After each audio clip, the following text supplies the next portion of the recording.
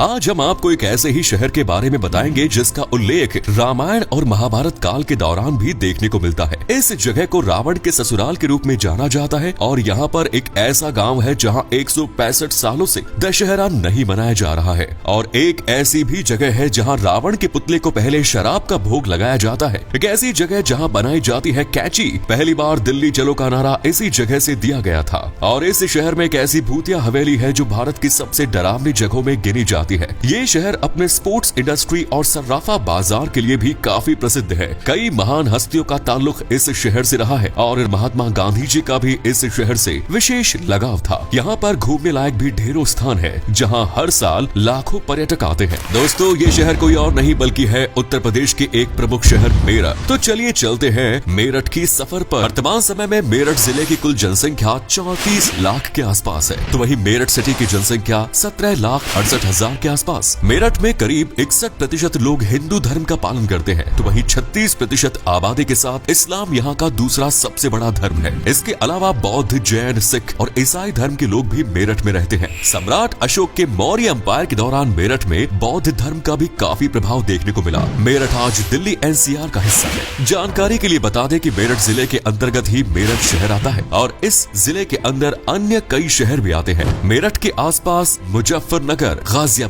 बागपत, बुलंदशहर जैसी जगह आती है। सन 1803 में ईस्ट इंडिया कंपनी ने मेरठ को अपने अधीन कर लिया और यहाँ पर एक छावनी का निर्माण कराया। आज मेरठ छावनी देश की दूसरी सबसे पुरानी छावनी मानी जाती है। सन 1818 में अंग्रेज ने मेरठ को एक जिले का दर्जा दिया था, लेकिन उस समय मेरठ जिला आज के मेरठ से मुकाबले में कई गुना बड़ा हुआ करता था। गाजियाबाद और दिल्ली के कुछ इलाके भी मेरठ जिले के अंतर्गत आते हैं। आपको बता दें कि सन 1857 में भारत के प्रथम स्वतंत्रता संग्राम की शुरुआत मेरठ से ही हुई थी और पहली बार मेरठ में ही दिल्ली चलो का नारा गूंजा। बाद में साल 1929 में गांधी जी ने मेरठ के एक वटवृक्ष के नीचे बैठकर भारत की आजादी के लिए यज्ञ भी किया था। मेरठ की गिनती आज न सिर्फ उत्तर प्रदेश के बल्कि पूरे भारत के सबसे तेजी से विकसित होने वाले शहरों में की जाती है। आज के समय में शायद ही कोई ऐसी चीज होगी जो मेरठ में ना दिखने को मिले। मेरठ को स्पोर्ट्स सिटी के नाम से भी जाना जाता है क्योंकि यहाँ पर बड़ी मात्रा में खेल उपकरणों का निर्माण किया जाता है। कई भारतीय क्रिकेटर्स मेरठ के बने बल्ले का ही इस्तेमाल करते हैं। इसके अलावा दवाइयों के कारखाने भी मेरठ में स्थापित हो रहे हैं। साथ ही मेरठ में म्यूजिकल इंस्ट्रूमेंट्स के भी कई कारखाने मौजूद हैं, जहां वायलिन, बांसुरी, तबला, इलेक्ट्रिक गिटार और पियानो जैसे वाद्य यंत्र बनाए जाते हैं। और हाँ, मेरठ में कैंची का कारोबार भी बड़े पैमाने पर किया जाता है। मेरठ की कैंची की धार भारत में सबसे अच्छी मानी जाती है, तो जरा मेरठ की कैंचियों से अपना हाथ संभाल कर रखिएगा।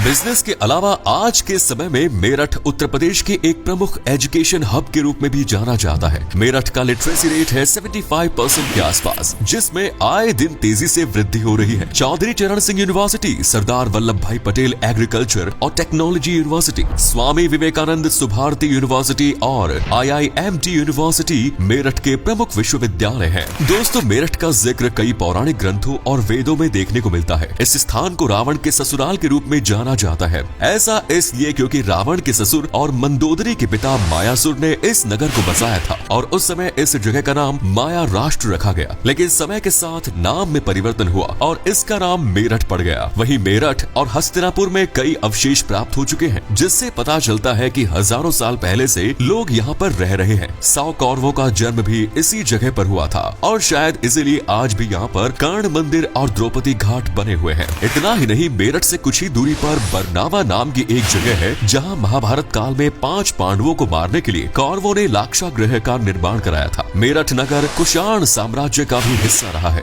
6वीं शताब्दी में यहाँ पर मोखरी वंश ने शासन किया था। मेरठ इतना समृद्ध हुआ करता था कि कई आंखें खजाने की नजरिया से देखते थे। महमूद गजनी ने मेरठ में काफी लूटमाट मचाई। इसी दौरान यहाँ के राजा ने मेरठ की जिम्मेदारी दिल्ली के राजा पृथ्वीराज चौहान को सौंप दी। दोस्तों, एक समय पर मेरठ शहर के चारों ओर 9 शाही दरवाजे हुआ करते थे और इन दरवाजों के कारण ऐसा लगता था मानो मेरठ कोई शहर नहीं बल्कि एक बहुत बड़ा किला है। लेकिन आज इन 9 में से सिर्फ 3 दरवाजे ही रह गए हैं, जिनमें खैर नगर गेट प्रमुख है और शाहपीर गेट प्रमुख है। मेरठ सिर्फ अपने इतिहास के लिए ही जाना नहीं जाता। इस शहर में कई महान पर्सनैलिटीज और सेलिब्रिटीज का जन्म हुआ। क्रिकेटर भुवनेश्वर कुमार, प्रवीण कुमार, बोनी कपूर, एक्ट्रेस मंदाकिनी, कैलाश खेर और प्रसिद्ध धारावाहिक रामायण में भगवान राम का किरदार निभाने वाले अरुण गोविल का जन्म भी मेरठ में ही हुआ है। मेरठ में जीपी ब्लॉक चौक नाम की एक जगह है जहाँ पर कुल 3 हवेलियां बनी हुई है जो भूतिया मानी जाती है। यहाँ के लोगों का कहना है कि रात के समय हवेली की छत पर एक लाल साड़ी पहने महिला नजर आती है और हवेली के पास से निकलते समय कई डरावनी आवाजें भी सुनाई देती है। इसी वजह से लोग इस स्थान से गुजरना पसंद नहीं करते। इसे आखिरी बार साल 1930 में ब्रिटिश मिलिट्री द्वारा इस्तेमाल किया गया था और तब से लेकर आज तक ये हवेली सुनसान पड़ी है। सिर्फ भूतिया हवेली नहीं, मेरठ के बाजार भी काफी प्रसिद्ध है। यहाँ का सर्राफा बाजार देश के सबसे बड़े सर्राफा बाजारों में से एक है। आप यहाँ से गोल्ड और सिल्वर की ज्वेलरी ले सकते हैं। अनेकों डिजाइन्स आपको यहाँ मिल जाएंगे। यहाँ का सोतीगंज का कबाड़ बाजार भी काफी प्रसिद्ध है। पुरानी से पुरानी गाड़ियों के पार्ट्स आपको यहाँ आसानी से मिल जाएंगे। हर साल हजारों गाड़ियाँ यहाँ पर कटने के लिए आते हैं। और अगर आपको शॉपिंग करनी है तो गढ़ रोड के बाजार जरूर जाएं। अगर आपको अलग अलग प्रकार के पकवान खाने का शौक है तो एक बार मेरठ जरूर जाएं। मेरठ की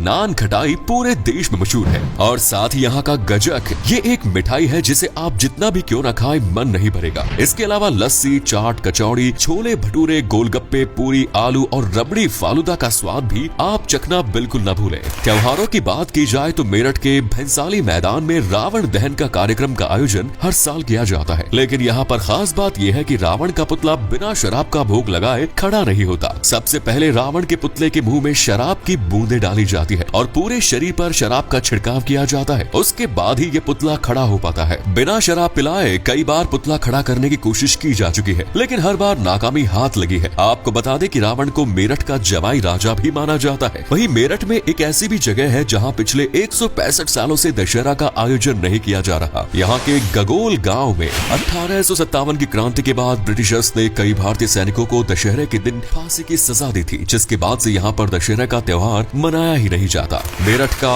नौचंदी मेला सबसे प्रमुख मेला है। सन 1672 में इस मेले की शुरुआत की गई थी और इस मेले की खासियत ये है कि ये मेला हिंदू मुस्लिम एकता का प्रतीक माना जाता है। नौचंदी मंदिर और हजरत बाले मियाँ दरगाह के पास इस मेले का आयोजन होता है। मंदिर में घंटी बजती है तो दरगाह से अजान की आवाज आती है। शाम के समय मंदिर में भजन कीर्तन का आयोजन होता है तो दरगाह में कव्वाली आयोजित की जाती है। नौचंदी मेला करीब 21 दिनों तक ये मेला चलता है। दोस्तों, मेरठ में घूमने लायक भी ढेरों जगह है। चलिए आपको मेरठ की प्रसिद्ध टूरिस्ट डेस्टिनेशंस के बारे में भी बता देते हैं। शहीद स्मारक इस शहर में बेहद लोकप्रिय है। 1857 की क्रांति में शहीद होने वाले सैनिकों की याद में इस स्मारक का निर्माण कराया गया। मेरठ का ओघड़नाथ मंदिर श्रद्धालुओं के बीच प्रमुख आस्था का केंद्र है। ये भगवान शिव को समर्पित एक मंदिर है। मराठा युद्ध पर जाने से पहले इस मंदिर में पूजा उपासना करते थे। मेरठ के हस्तिनापुर नगर में एक बेहद ही प्रसिद्ध जैन मंदिर है। यहाँ पर जम्बू द्वीप मंदिर, अष्टापद मंदिर, शांतिनाथ दिगंबर जैन मंदिर जैसे कई मंदिर बने हुए हैं। हस्तिनापुर में ही द्रौपदी की रसोई, द्रौपदी घाट और कर्ण घाट जैसी जगह भी मौजूद है, जहाँ महाभारत काल के अवशेष देखने को मिलते हैं। मेरठ के गांधी पार्क और सूरज कुंड पार्क की हरियाली सैलानियों को काफी आकर्षित करती है। यहाँ पर आप अपनी फैमिली के साथ पिकनिक मनाने जा सकते हैं। शाहपीर की दरगाह पर भी लोग चादर चढ़ाने जाते हैं। आपको बता दें कि इस दरगाह का निर्माण नूरजहां द्वारा कराया गया था। यहाँ पर मुगल शैली का एक अद्भुत वास्तुकला आपको देखने को मिलेगी। मेरठ के गगोल तीर्थ की भी विशेष मान्यता है। इसके अलावा मेरठ के घंटाघर भी बहुत पॉपुलर स्पॉट है। इसके आगे लोग तस्वीर जरूर क्लिक कराते हैं। 17 मार्च 1913 को ये घंटाघर बनाया गया था। बताया जाता है कि इस घंटाघर की आवाज 10 किलोमीटर दूर तक जाती थी और आसपास शहर के लोग भी इस घड़ी के अनुसार ही अपनी घड़ी का मिलान किया करते थे। हालांकि आज शहर के शोर शराबे में इस घड़ी की आवाज सुनाई नहीं देती। दोस्तों, मेरठ तक अगर आप हवाई मार्ग के जरिए आना चाहते हैं तो दिल्ली के इंदिरा गांधी इंटरनेशनल एयरपोर्ट के जरिए पहुंच सकते हैं। दिल्ली से मेरठ की दूरी करीब 70 किलोमीटर है। वहीं रेल मार्ग के जरिए मेरठ भारत के सभी शहरों और राज्यों से अच्छी तरह से जुड़ा हुआ है। सड़क मार्ग के जरिए भी मेरठ तक आसानी से पहुंचा जा सकता है। मेरठ के आसपास कई एक्सप्रेसवे का निर्माण किया जा चुका है जो आपकी यात्रा को आरामदायक बनाने में मदद करते हैं। मेरठ घूमने के लिए 2 से 3 दिन का समय पर्याप्त है और लगभग 10,000 रुपए में आप आराम से ये शहर घूम सकते हैं। तो ये था भारत का सबसे खूबसूरत शहरों में से एक मेरठ। उम्मीद करता हूँ आपको ये एपिसोड पसंद आया होगा। आप में से कोई मेरठ से या फिर उत्तर प्रदेश से है तो हमें कमेंट सेक्शन में जरूर बताएं।